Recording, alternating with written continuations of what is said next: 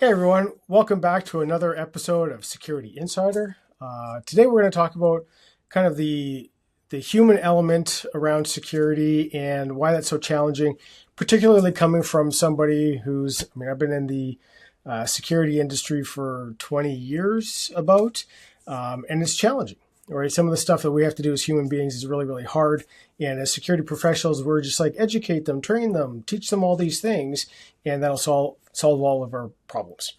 But is that in fact the case? So in order to talk to that, I'm actually bringing on a very special guest, my wife, Angela. Welcome, wifey, to the podcast. I wanted her on because she's got a different perspective. I mean, she's been around somebody in the security industry for 20 years. So she's heard all the jargon, all the talk. She's learned some security by osmosis. So you could say that maybe she's been trained a little bit. So I guess that's my first question for you, Ange.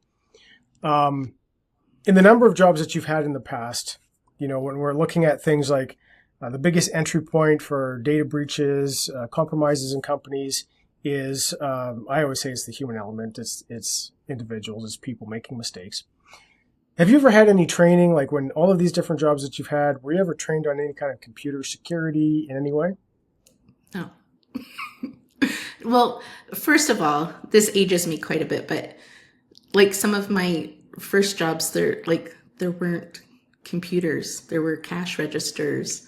Like there was nothing to worry about at that point. There were no phones. They were so easy. Hang on, you had phones. Okay, there were phones. I didn't have a phone. Okay. Oh, well, okay. Maybe not the very early days, but I mean, I'm thinking about when you were the secretary for a school. I was going to bring that up because this is scary because I got that job because I was nice and friendly and all the parents liked me and I liked them. So I got the job to be that face that deals with all of that stuff.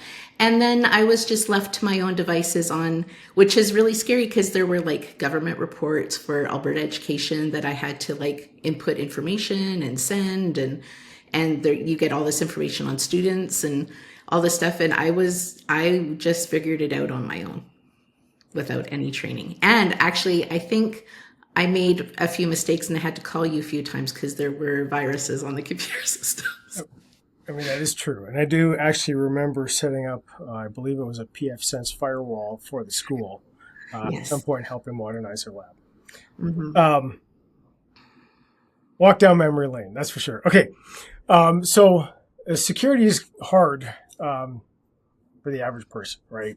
Like I said before, as security professionals, security experts, we try really, really hard to make it as easy as possible for people. But one of the things that, I mean, we notice this just by virtue of being human beings. Human beings are trusting, by and large. I mean, not me. Maybe not a lot of tinfoil hat security people. Maybe we're not quite as trusting as the average person. But I think on average, most people like to think the best of others, trust people, and things like that. So there's a lot of different types of attacks out there that human beings fall prey to. There's phishing attacks, so click bad things in emails, smishing, which is attacks through text and things like that. And the reason why I have you on is because you have probably a fairly common but not very much talked about scenario where something happened to you, and I'm hoping that you can. I mean, I know the story, but tell those who are watching kind of what happened. Well, first of all, it's super embarrassing and I feel so ashamed, but at the same time, it got me so good. Let me interrupt you. You shouldn't feel embarrassed and you shouldn't feel ashamed because it is not uniquely you. This happens to all kinds of people all over the place all the time. That's why we have so many problems. So It's don't true. feel embarrassed, right? You're maybe one of the few who are actually talking about it or willing to. Okay. So this is my story. I didn't get caught up because I was super trusting or trying to like be helpful or because I'm super friendly and that type of thing. It actually, the reason they got me is because I was in a tough spot in life. And so kind of the long, is it okay if it's a bit of a long story? Well, A longish story? mid Because size. I feel like there's like things that, Okay, well, like, these are the things. sure, yeah. Okay. So my mom passed away. And then my dad was in hospital. And there was just so much going on. And after he went from hospital, he went into a rehab facility. He needed shoes in order to get better. And I had ordered him shoes before, and it was crazy trying to get them delivered because they couldn't deliver them, and it was like this big hassle. And then I ordered him these other shoes because the way he is, I can't just go into like Sports Check and get a pair of shoes. It has to be all special and everything. So it's the whole thing. And so I had just come back from visiting him at the hospital, and I was at home, and I get this text on my phone saying that your package from Canada Post can't be delivered. And right away I was like, oh, those are my dad's shoes. And I was actually kind of like frustrated and kind of like ticked off. And so instead of like using my brain, I just was like, okay, I clicked on the thing, and they were like, we need your information because we think the reason it's not getting to you is because we have your postal code wrong. So I filled out like my whole thing, my name, my address, my postal code, my phone number.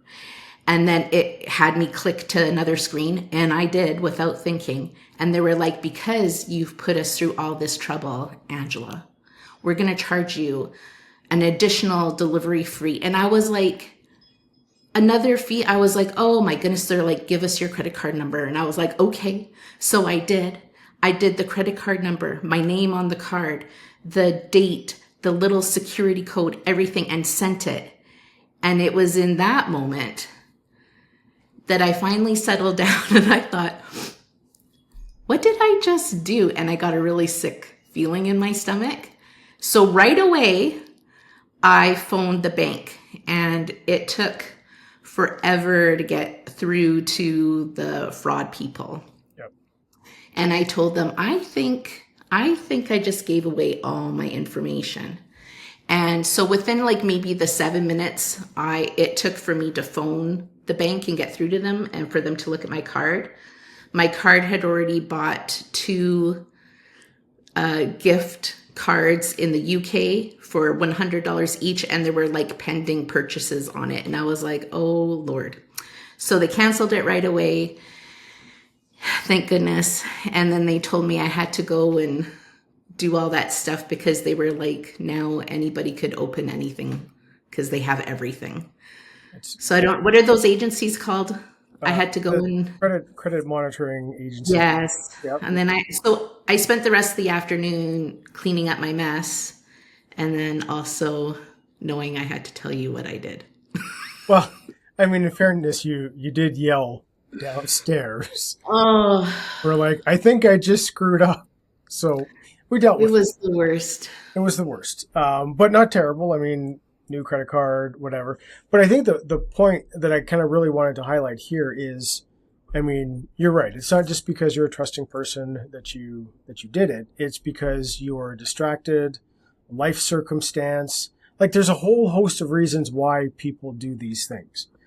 And when I'm thinking about it from a security perspective, so not just like consumer fraud or things like that, right? But if I go back to, say, a professional environment, an email comes through, a text comes through, something like that.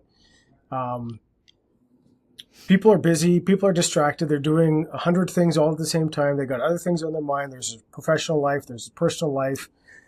Like, I think sometimes we as security people have to realize people have lives and they have other things that are on their mind. It's not security all the time. They are not the tinfoil hat people like me. Right? They're just average people going about their day and know something about security. I mean, nowadays you can't not know about security, whether it's the news, whether it's National Day of Security or whatever. Like, people know these things, but they're like, they're a drop in the bucket. You're told once or twice a year, you see something and you're like, oh man, that sucks for them. Probably not going to happen to me because, like, who am I, right? It can happen to anybody. And so I think that, oh, sorry, go ahead. I was just going to say, you think that it would never happen to you because you think, oh, like our daughter found out and she was like, Mom, she was like, how could you have not known that that wasn't Canada Post? And I didn't even look, honestly. Like, I didn't look at like the who was sending me the text. I was so like frustrated and had other things on my mind that I didn't even like. Yeah. It can happen. They can catch you if you're having a bad moment, or you just trust somebody you shouldn't for some reason. They're just nice to you on the phone or whatever. Like, just, I mean, and then you think about it and you feel like an idiot. But it's social engineering all the time. I mean, yeah, I remember coming upstairs and looking at the text and giving you that sideways look, like it's to a totally random link. Like, sure, the web page that it opened up had a Canada Post logo on it, but like the website address itself was terrible. So I know. So embarrassing. Thank you for being willing to share. Definitely appreciate, and I know we've talked about this for maybe the last week or so, as to trying to convince you to get on here and talk about it. But I do want to ask, just kind of in closing here, like, what, recognizing you're not a security professional, you know security by osmosis because you listen to me rant all the time. What, if any, advice would you give to somebody about handling online security?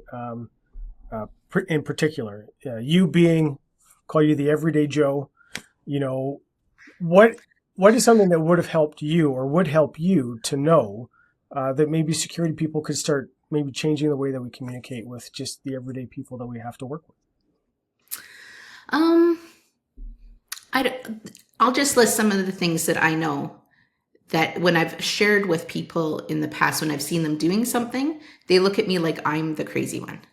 Okay. Like, I know that, like, if I'm like having coffee with a friend or somewhere outside, I would never like pick up my phone and start doing like a online banking, because I know that there could be a possibility that, like, as that information's going out, it could get stopped.